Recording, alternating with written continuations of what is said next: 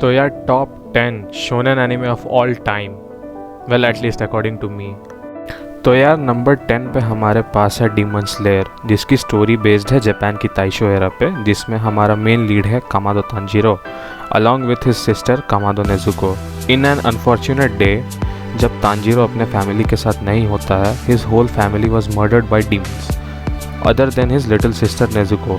While वो Nezuko के demon कर्स को लिफ्ट करने के लिए कोई क्योर ढूंढ रहा था, ड्यूरिंग हिज ट्रैवल्स तांजीरो को एक डीमन स्लेयर मिलता है named Giyu Tomioka, who saw Nezuko and was about to kill her as per like she was a demon, so yeah.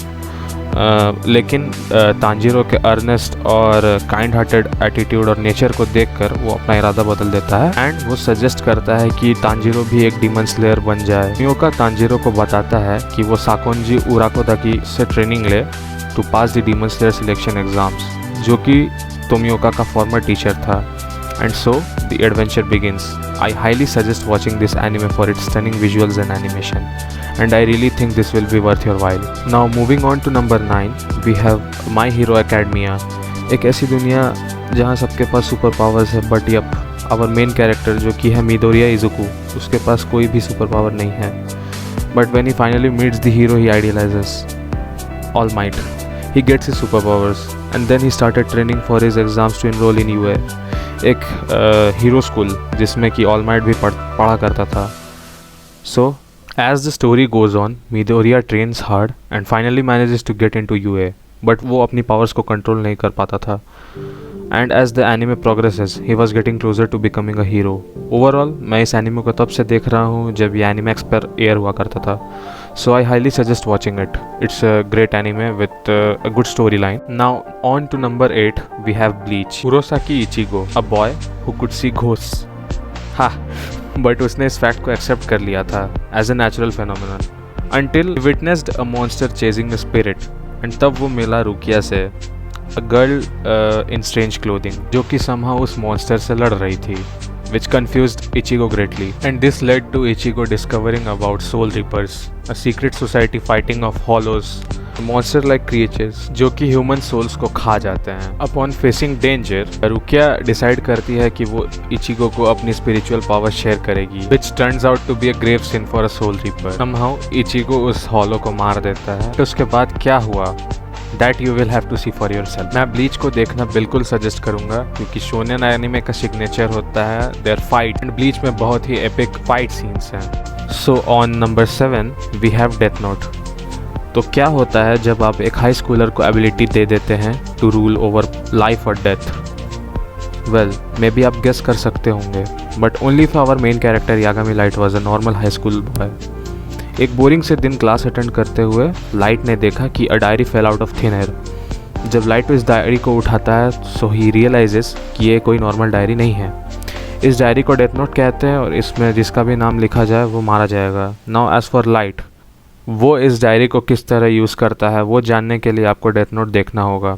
Death Note is basically one of the most popular anime of all time, so yeah it's worth watching. तो यार number 6 में हमारे पास है Hunter Hunter, which is actually one of my best shonen anime I have ever watched in my inter life. The story starts with gone, जो कि एक normal सा लड़का है जो मीतो नाम की अपनी आंट के साथ रहता है। Gones mother has passed away and gone ने अपने फादर को कभी नहीं देखा। After a certain age, gone को बताया है कि उसके फादर ने हंटर एग्जाम्स लिए थे on the age of 11। After 10 years he came back and left Gon with Mito to be raised. Gon decide करता है कि वो अपने फादर को ढूंढने निकलेगा और हंटर एग्जाम्स में पार्टिसिपेट करेगा।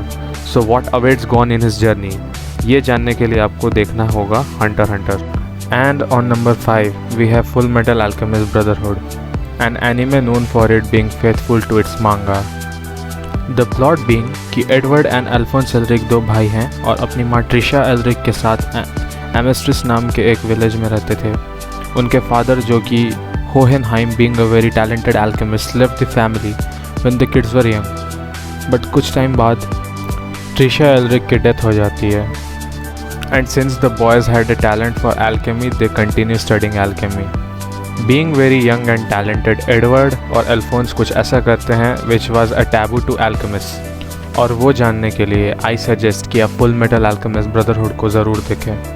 I would say कि this anime had a very unique take on shonen anime, जो कि काफ़ी सक्सेसफुल भी रहा. So I definitely recommend you to watch this. Now on to number 4 we have Gintama. The reason कि ये anime हमारी list में इतनी ऊपर है is the overall humour and the depth of the story.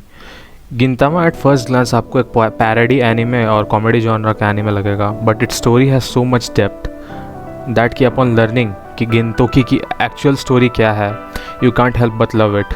Story में हमारा मेन कैरेक्टर है साकाता गिनतोकी, जो कि एक वॉर हीरो है, बट ये बहुत ही कम लोगों को मालूम है. And he has decided to live his remaining life in peace and taking odd jobs to make his living along with his friends Shinpachi and Kagura. ये उन एनिमेज में से है जिन्हें मैं 10 में से 10 रेटिंग दूंगा. Overall it is one of my favourites. मैं प्लॉट के बारे में ज़्यादा डिस्कस नहीं करूँगा क्योंकि the story has a slow yet a very good start, so it will be best अगर आप इसे खुद ही देखें.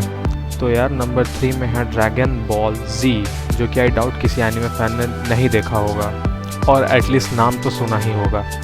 The story is a sequel to Dragon Ball and directly followers after its incidents. The lead in this anime is Goku, who is the world strongest martial artist, जिसने कि अर्थ और उसके लोगों को कई बार डेंजर से बचाया है. नाउ दैट अर्थ फिर से पीसफुल है, एक बहुत ही स्ट्रॉन्ग ओपोनेंट गोकू को चैलेंज करता है, बट यहाँ सिचुएशन कम्प्लीटली डिफरेंट है. Challenger kidnaps Goku son and it appears कि गोकू का उसके साथ कुछ कनेक्शन है which Goku himself doesn't realise. I would say it is one of the most popular animes जिसको इंडिया में एयर किया गया है एंड ये सर्टेनली एक काफ़ी लार्ज फैन बेस पे आज भी चल रहा है. So I definitely recommend watching it if you haven't already. तो गाइस नंबर 2 पे है नारुतो और नारुतो शिपुडेन. ये एक्चुअली मेरा पहला एनिमे था और this is one of my most favourite. Actually this is my favourite anime. ये मेरा पहला एनिमे था जो कि मैंने हिंदी डब में देख रखा है. I am a huge fan of Naruto. The plot goes like Naruto, जो कि एक ऑर्फन है हिडन लीफ नाम के एक निंजा विलेज में रहता है, and for some unknown reason everybody seems to hate Naruto, जबकि नारुतो ने वैसा कुछ किया ही नहीं है. नारुतो डिसाइड करता है कि he will become a successful ninja and a Hokage, the most important person in the village, to get people's recognition. So ये है नारुतो की story about his adventures and his road to becoming the Hokage. Now before we move on to number 1, मेरे पास कुछ honourable mentions हैं जो कि इस list में अपनी जगह तो नहीं बना पाए, बट स्टिल मुझे लगता है ये आपको एक बार ज़रूर देखना चाहिए. Black clover. तो भाई ब्लैक क्लोवर जिसकी मांगा सीरीज़ को लिखा है यूकी तापाता ने और उसके एनिमे एडेप्टेशन को एनिमेट किया है पियरो स्टूडियो ने. बेसिकली स्टोरी को फोकस किया गया है आस्था पे, जो कि एक ऑर्फन था and was taken in by the orphanage with you know, जो कि आस्था के साथ ऑर्फनेज में ही रहता था और उसका राइवल है.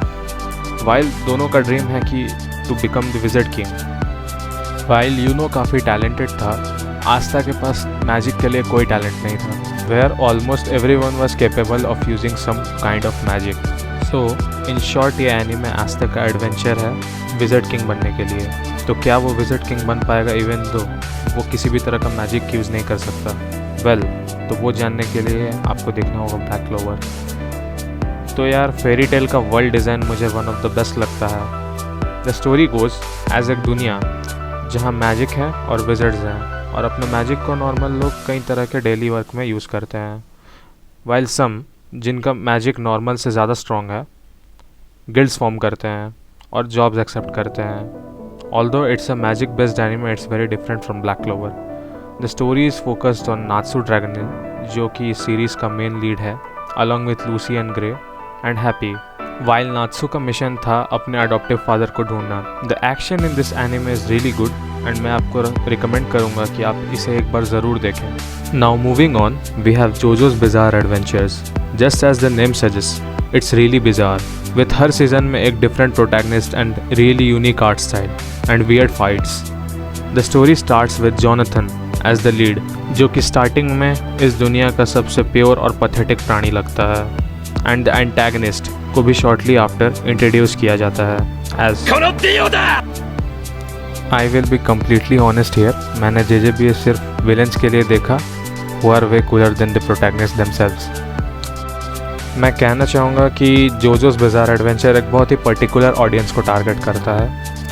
ये एनीमे अपनी मीम्स के लिए काफ़ी पॉपुलर है, but even after all that I say it's worth giving a watch if you are looking for something unique.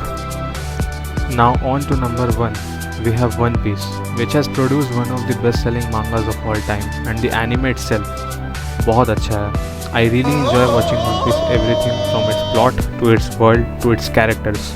मुझे पर्सनली वन पीस फ्लॉलेस लगा था, इवन दो इस एनिमे का स्टार्ट काफ़ी स्लो था, बट जैसे ही वर्ल्ड डेवलपमेंट पूरा हुआ ये बहुत ही अच्छी तरह कास्ट किया गया.